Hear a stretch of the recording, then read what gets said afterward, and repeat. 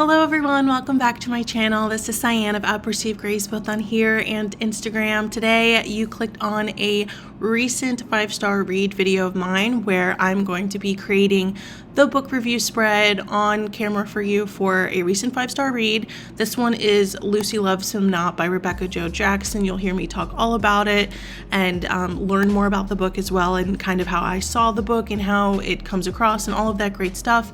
But before we get started, I want to express that all of the images I get for these book review spreads are from Etsy. I buy them in digital art form for personal use, and I have amassed an inventory of them over the last year and a half. I use a lot of my extra affiliate earnings to go back into my hobby, but all of the digital art bundles are on the very affordable side, and you can reuse them over and over again.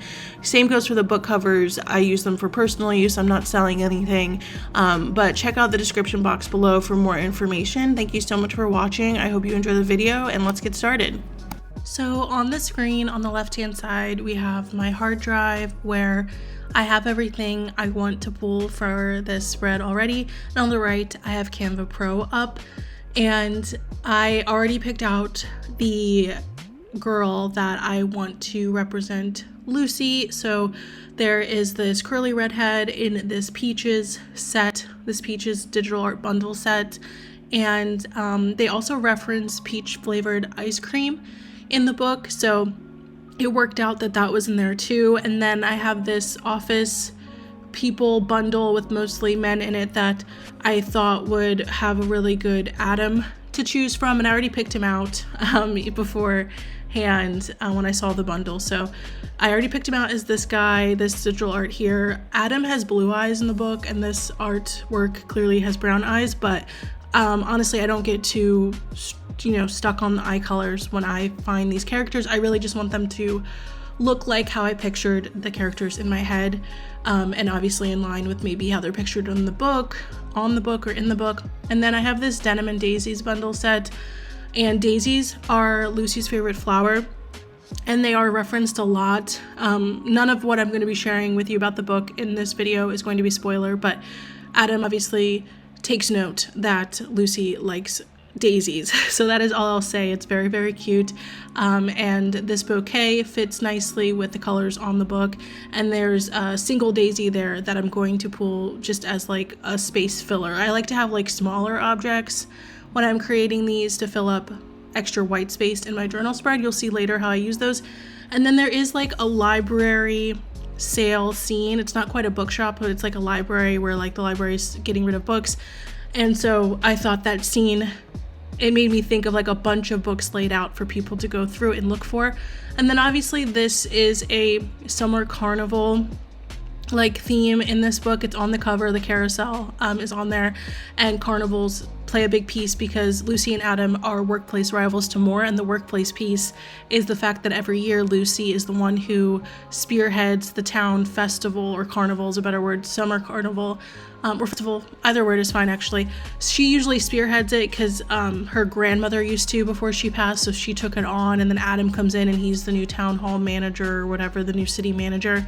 And then this is also the Sweet River series, so I found a riverside town scene that I wanted to kind of embody the fact that small town is a major trope in this book, and that it's called the Sweet River series.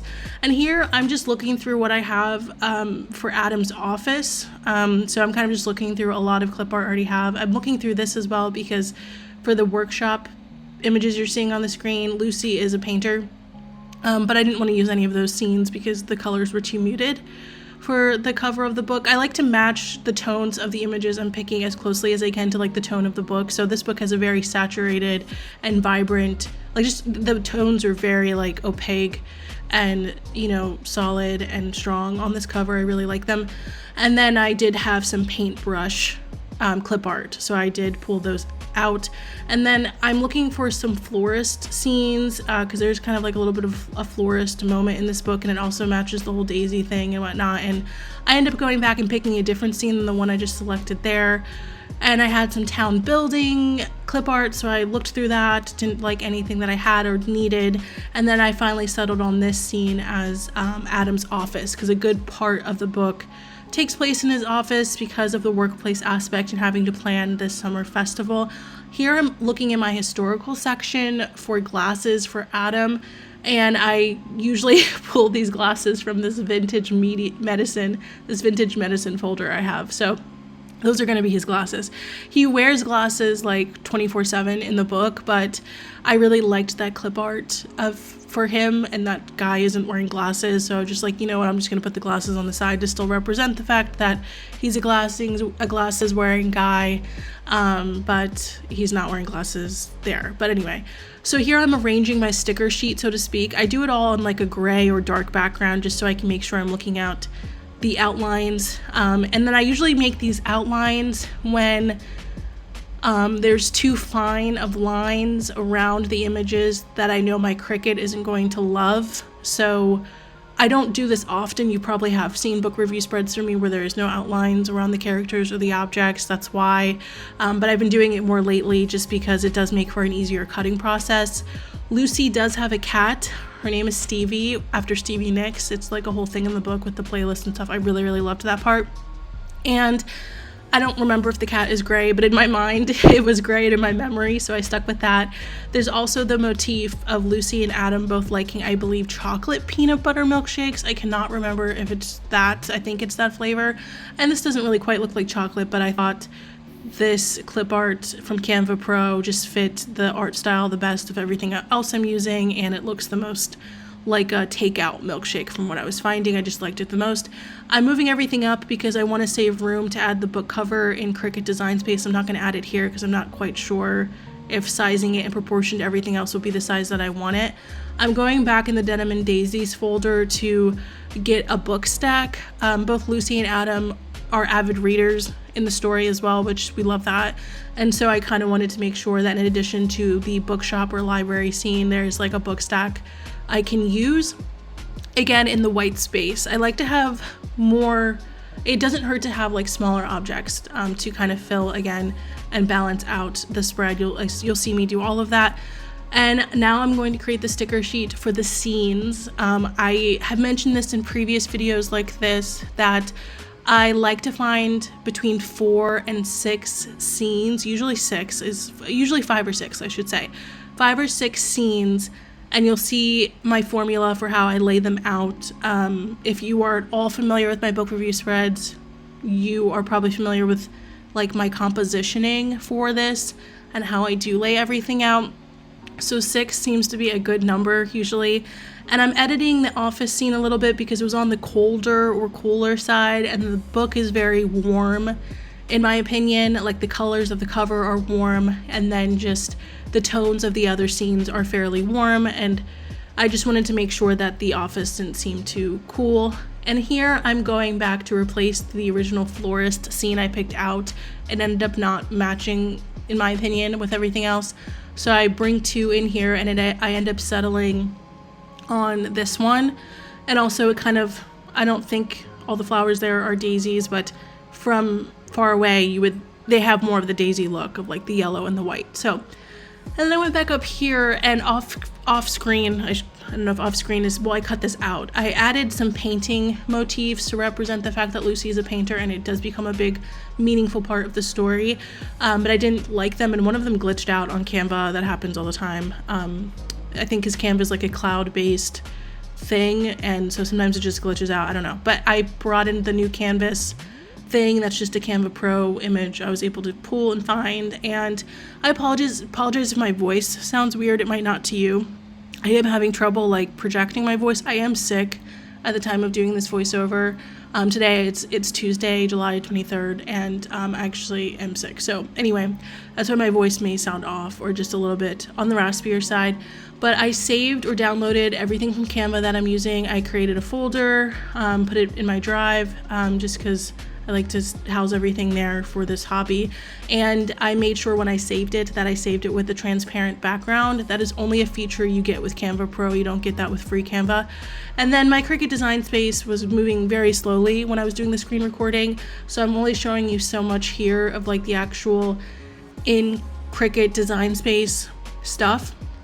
But I'm just formatting it. I like to have my characters be somewhere between 2.25 inches and 2.5 inches in height. So that's just what I'm doing. I don't really care how big or small the other objects are. It usually ends up working out. And then I'm bringing in the book cover to add to this sheet when I print it and cut it. And I like my book cover stickers to be around 2.25 inches in height for book review spreads, no more than 2.5 inches in height. For TBR spreads, I do 1.5 inches in height, I believe. But then I'm also going into my like saved stuff here in Cricut Design Space, and I have some star rating stickers that I typically use for book review spreads. I usually always use this one, and this is where Cricut Design Space really started glitching out with me using my mouse and like resizing this. I had to like go up there and actually type in the rotation because it wasn't letting me move it around. So it was a struggle. Screen recording, I was screen recording I think over like 45 minutes at this point. So my computer was doing a lot all at once. But one thing to know about a Cricut Design Space, you do have to group all of your images and attach them in order to make sure they will print and cut on one sheet if it's not all one image that you're uploading, like it was until I added the star rating sticker and the book cover. And then I'm just doing the same process for the book scenes. And here we are. I'm about to set this up for you, or for me really, but for your viewing pleasure. And here's the physical book. I absolutely love this book. This is a recent 5-star read video for a reason.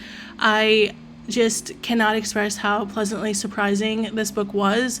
I am so happy I read it. It's definitely a great book to read in July. The playlist that the author curated for this book was absolutely perfection. I listened to the entire playlist while I read this book and had a really great experience.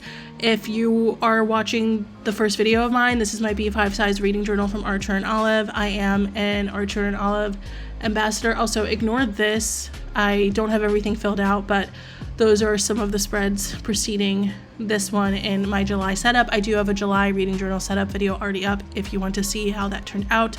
But here's the washi tape I pulled from my collection. I'll link down below where everything is from. I couldn't resist using that pink washi with the daisy pattern that obviously needed to be used. And then I love how this printed out. I was very, very happy with this. I have a regular household printer. It will be linked down below through my Amazon storefront. My Amazon storefront has a home section where I do have my Cricut Maker and the matte sticker paper and the printer that I use. My printer is very regular.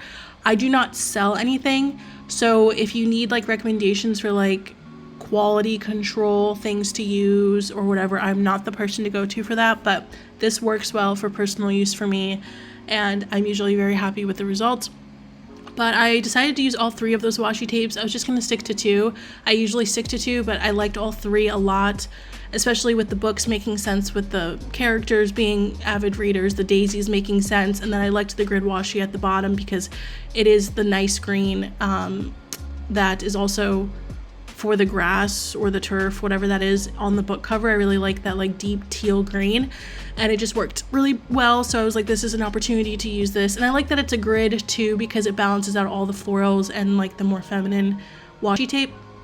And I usually start out by adding the washi tape first, and then I typically, the order that you see me doing everything is usually what I do. Then I put the book cover down to make sure that I'm prepared for the spacing to do the lettering. I was really scared about doing lettering with the Tombow brush pen because sometimes the Tombow dual brush pen is just a little large for my abilities, like to control. Like some people letter really well with Tombow dual brush pens.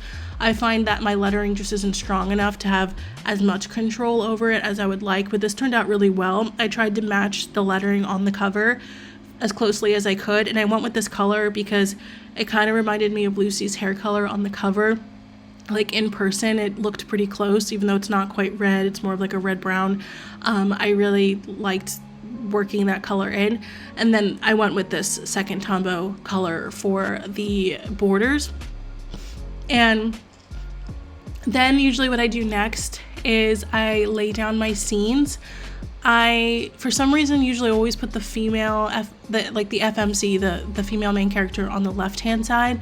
And then for some reason, I usually always put the MMC on the right-hand side. I just do that, and I don't know.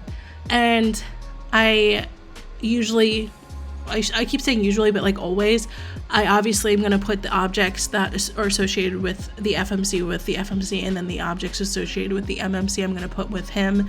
And same thing with the scenes, because I had 2 carnival scenes. The carnival is also very important to Lucy, but it's also a general aspect or goal of the entire book. I liked that I had 2 to use there and represent that based on their location on the spread. But a little bit more about this 5-star read, and then I'll let you enjoy the rest of the video without my voice. But in this book, we have a single POV, and I want to start by saying that this book absolutely benefited from not having Adam's POV. I did not feel like the reader was at a disadvantage for not having it. I think we got to know Adam just as much through his dialogue and his actions, and just him through Lucy getting to know him. I think we totally got his character.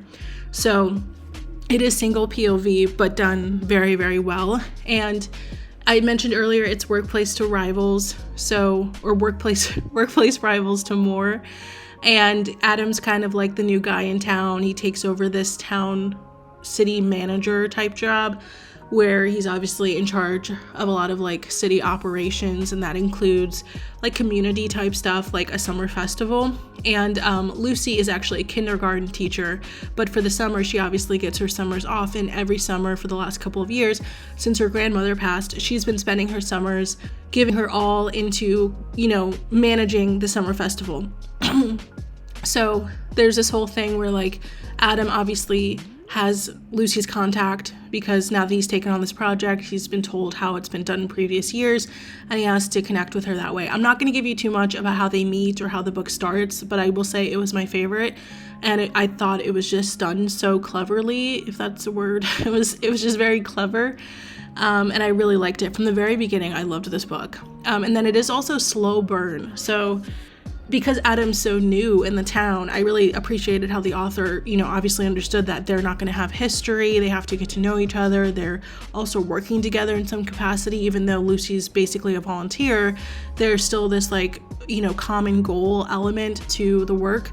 And Adam is career oriented, and like how that plays into it, and him kind of maybe like realizing that he does kind of like want to set down roots somewhere more so, because he's more of like a career transient, where like wherever the next job or part of the ladder that he's climbing takes him, he just uproots and goes to. So the slow burn aspect was done perfectly. And then the summer festival, obviously there is just a whole aspect around that, but I will say also there was much more going on than the summer festival. The author also did a good job of like making the summer festival the big piece of it that makes it a great summer read, but also there were other elements for sure. There was a lot of dimension to this book, and other things going on.